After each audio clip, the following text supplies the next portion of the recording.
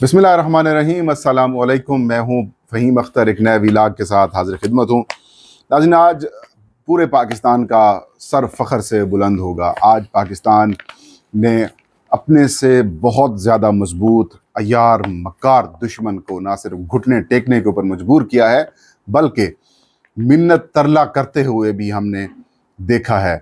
और जिस तरह से जंग बंदी के ऊपर भारत मजबूर हुआ है, या भारत यूं कह सकते हैं कि उसने ऑफर्स की हैं, उसने पूरे पाकिस्तान समेत जो बाकी इंडिया के हमसाया ममालिक हैं उनमें भी खुशी की एक लहर जो है वो दौड़ा दी है। जंग ख़त्म हो चुकी है, भारत जंग हार चुका है। भारत कैसे घुटने टेकने के ऊपर मजबूर हुआ, कैसे उसकी मार्केट को 83 अरब डॉलर का नुकसान उठाना पड़ा, वो बताएंगे। और इसमें पाकिस्तानी इस्टेब्लिशमेंट ने क्या सबक सीखा, पाकिस्तानी इस्टेब्लिशमेंट को क्या पैगाम मिला, और अब पाकिस्तान के अंदर मज़ीद क्या मामलात होंगे, इसके ऊपर तफसील के साथ गुफ्तगू करेंगे। नाज़रीन, पहलगाम जो कि जम्मू कश्मीर का एक इलाका है जहाँ पर 22 अप्रैल को एक दहशतगर्दी की कार्रवाई होती है, और बग़ैर किसी तहकीक के, बग़ैर कोई इंफॉर्मेशन शेयर के, बग़ैर कोई शवाहिद दिए, भारतीय सरकार, मोदी सरकार ने पाकिस्तान के ऊपर इल्ज़ाम लगा दिया कि ये दहशतगर्दी पाकिस्तान ने कराई है। पाकिस्तान के ख़िलाफ़ एक जंगी माहौल बनाने की कोशिश शुरू कर दी।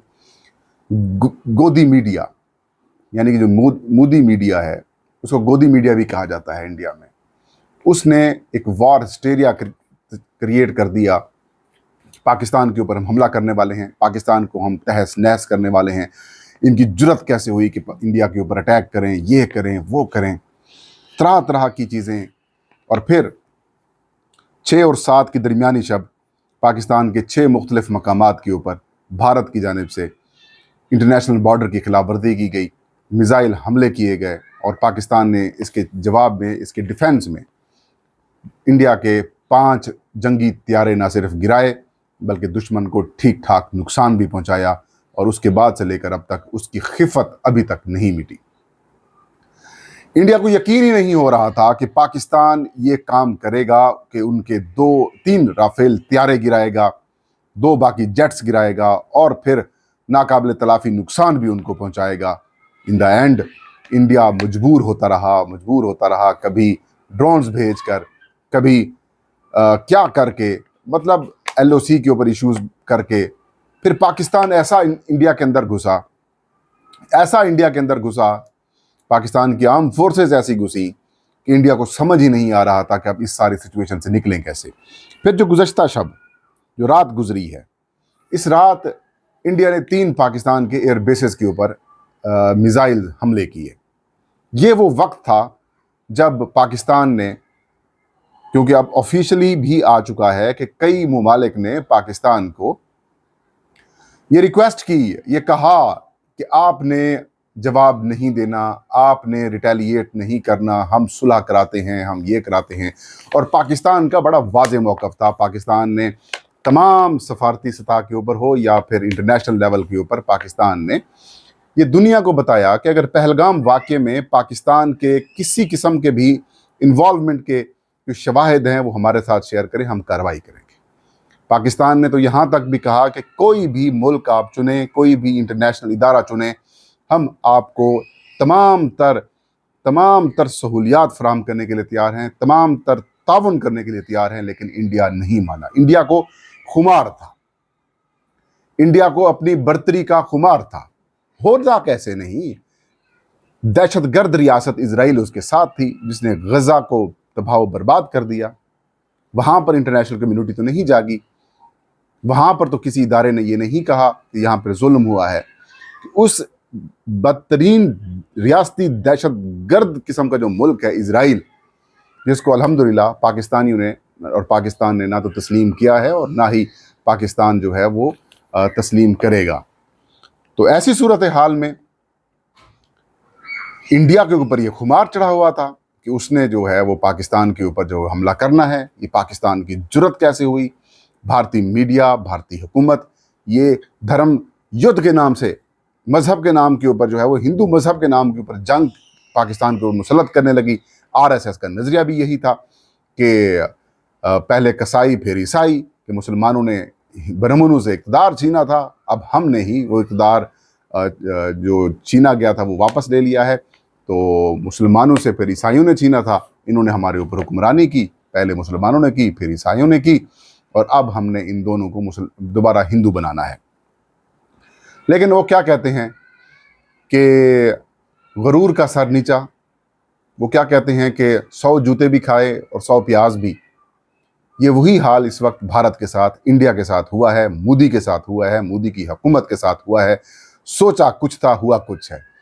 ایک پلان انسان بناتا ہے، ایک پلان انسان بناتا ہے، ایک پلان اللہ تعالیٰ بناتا ہے، اور ہوتا وہی ہے جو پلان اللہ کا ہوتا ہے۔ حکمت اللہ کی ہی ہوتی ہے، وہی کارگر ہوتی ہے۔ کوئی تصور نہیں کر سکتا کہ ہر لحاظ سے چھوٹا ملک، ہر لحاظ سے انڈیا سے چھوٹا ملک، چاہے وہ ڈیفنس کے حوالے سے ہو، چاہے وہ اکانومی کے لحاظ سے ہو، چاہے وہ آبادی کے لحاظ سے ہو، چاہے وہ ریسورسز کے لحاظ سے ہو، چاہے وہ رقبے کے لحاظ سے ہو، پاکستان انڈیا سے بہت چھوٹا ملک ہے۔ لیکن اس چھوٹے ملک نے جس طریقے سے ایک مائٹی انڈیا کو ناکو چنے چبوائے ہیں، یہ اب جو ڈیفنس اینڈ اسٹریٹجک اسٹڈیز کے سبجیکٹس ہیں، یقیناً یہ جو پاکستان کا آپریشن ہوا ہے، یا جو پھر پاکستان نے یہ جو کارروائی کی ہے، یہ ان میں سبجیکٹ کے طور پر پڑھایا جائے گا کہ کس طریقے سے پاکستان آرم فورسز نے انڈیا کو ناکو چنے چبانے کے اوپر مجبور کیا، اور کیسے مجبوراً انڈیا صلح کی طرف آیا، کیسے منت ترلے کر کے صلح اور سیز فائر کی طرف آیا۔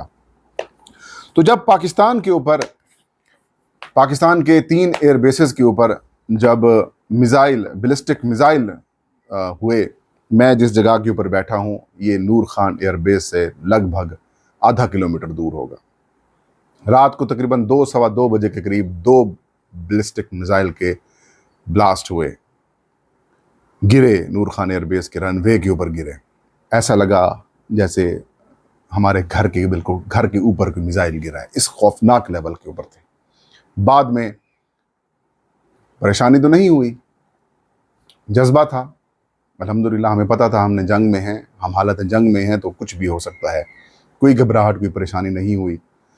پھر یہ وہ وقت تھا جب پاکستان نے کہا کہ انف از انف، جو بھی دوست ملک ہے، چاہے وہ OIC ہے، یونائٹڈ نیشنز ہے، USA ہے، سعودی عربیہ ہے، ایران ہے، یا پھر وہ جو ممالک جو اس وقت پاکستان اور انڈیا کے درمیان صلح کی کوششیں کر رہے تھے، لیکن پاکستان نے کہا کہ صلح اب یک طرفہ نہیں ہوگی، بہت دن ہم نے انتظار کر لیا، اب جواب دیا جائے گا، اور پھر جواب دیا گیا۔ پاکستان کے شاہینوں نے ایسا جواب دیا کہ انڈیا کی کمر توڑ کے رکھ دی، انڈیا کے تمام سسٹمز کو جیم کر دیا، انڈیا کے جو ایئر فورس کے جو آپ کہہ سکتے ہیں کہ جو سیٹلائٹ تھا اس کو جیم کیا، اور پھر پاکستان کے JF-17 تھنڈر طیاروں نے انڈیا کے اندر جو تباہی مچائی، جموں کشمیر کے تقریباً تمام جو ایئر بیسز تھے ان کے اوپر پاکستان نے اٹیک کیا، ڈپوز کے اوپر اٹیک کیا، جو برہموس ان کے برہموس اپنا وہ میزائلز ہیں ان کے ڈپو کے اوپر اٹیک کیا، اڑی میں تمام چیزوں کے اوپر، اور جن 6 پاکستان کے مقامات کو یا بعد میں 7 مقامات کو انڈیا نے ٹارگٹ کیا، پاکستان نے اس کے جواب میں 26 مقامات کو ٹارگٹ کیا۔ اور اطلاعات یہ آ رہی ہیں، ابھی اس کو کنفرم نہیں کر رہی پاکستان کی پاکستان کی ملٹری ISPR کے جو ایک رافیل اور گرایا ہے، اور ایک جو بھارتی خاتون پائلٹ ہیں جو جن کو بڑا مان تھا کہ سندور آپریشن سندور ہم نے کر دیا ہے، ان کو پکڑ لیا ہے۔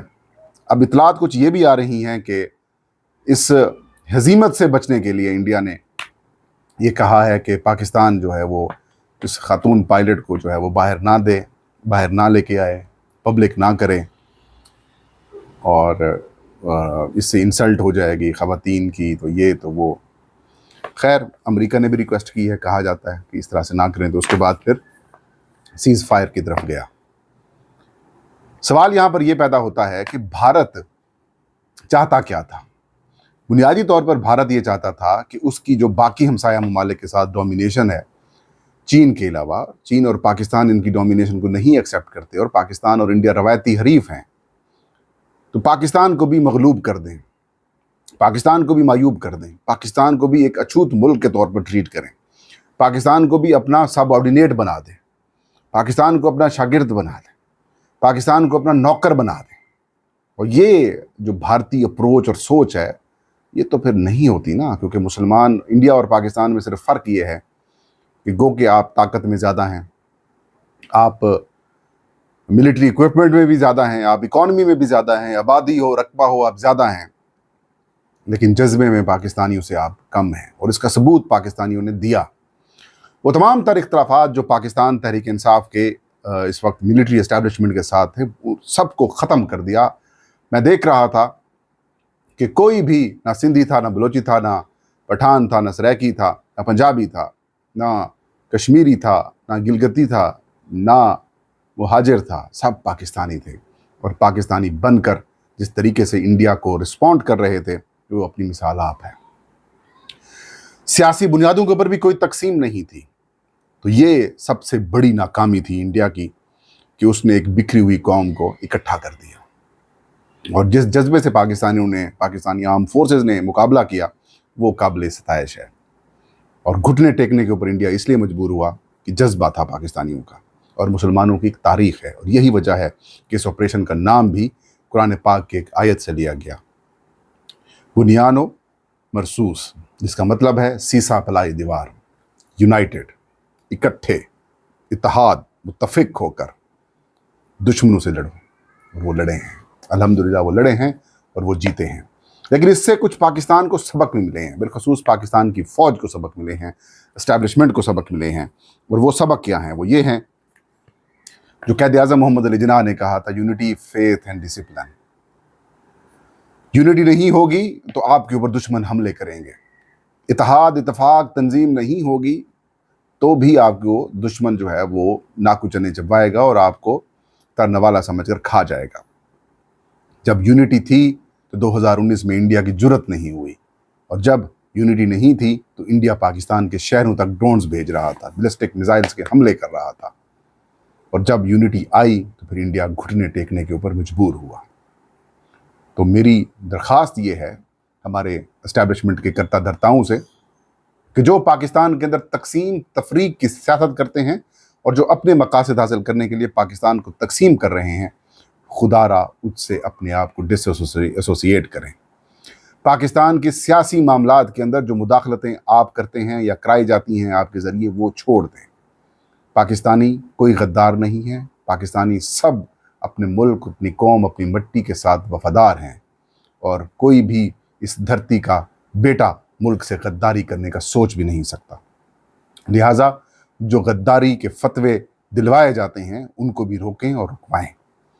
हम सब पाकिस्तानी हैं, हम सब में पाकिस्तान का खून है, और हम सब में पाकिस्तान के लिए मरने, मिटने, लड़ने, झगड़ने का जज्बा मौजूद है। लिहाजा जो आपका रोल है वो आपको मौजूद है। आपको पता है आपका रोल ये है कि आपने इस धरती माँ की हिफाजत करनी है, आपने इस मुल्क की सरहदों की हिफाजत करनी है, आपने इस मुल्क की हवा की हिफाजत करनी है, फ़िज़ा की हिफाजत करनी है, आपने इस मुल्क के समंदरों की हिफाजत करनी है। वो आप काम करें। अगर आप ये काम करेंगे तो जुर्रत भी नहीं है किसी दुश्मन की मैली आंख से पाकिस्तान को देखने की, और किसी भी पाकिस्तानी के अंदर ये जुर्रत नहीं होगी कि वो आपके ऊपर तनकीद करे या आपको डिफेम करे या फिर आपका जो मोरल है उसको कम करे। तो ये बड़ा अहम और बड़ा मैसेज है, और आई होप कि इसके ऊपर ना सिर्फ काम किया जाएगा बल्कि जो इत्तेहाद इस वक्त मौजूद है पाकिस्तान का, उसको बिखेरने से भी आप रोकेंगे। एक अच्छी खुशाइंद बात ये थी कि 9 मई 2023 के वाक़े को लेकर 9 मई 2025 को कोई नेगेटिव चीज़ सामने नहीं आई। सब पाकिस्तानी हैं, सब आपके साथ हैं, हम आपके साथ हैं, आप पाकिस्तान के साथ हैं। पाकिस्तान की बेहतरी के लिए सोचें। एक और मैसेज जो है वो ये भी मिला है कि पाकिस्तान को कुछ एक माइटी दुश्मन का सामना है और वो रहेगा, और ये कभी बाज नहीं आएगा। और वो यही इंडिया है जो कहता था कि पाकिस्तान दहशतगर्द रियासत है, बात नहीं होगी। अब बातचीत के ऊपर भी मजबूर है।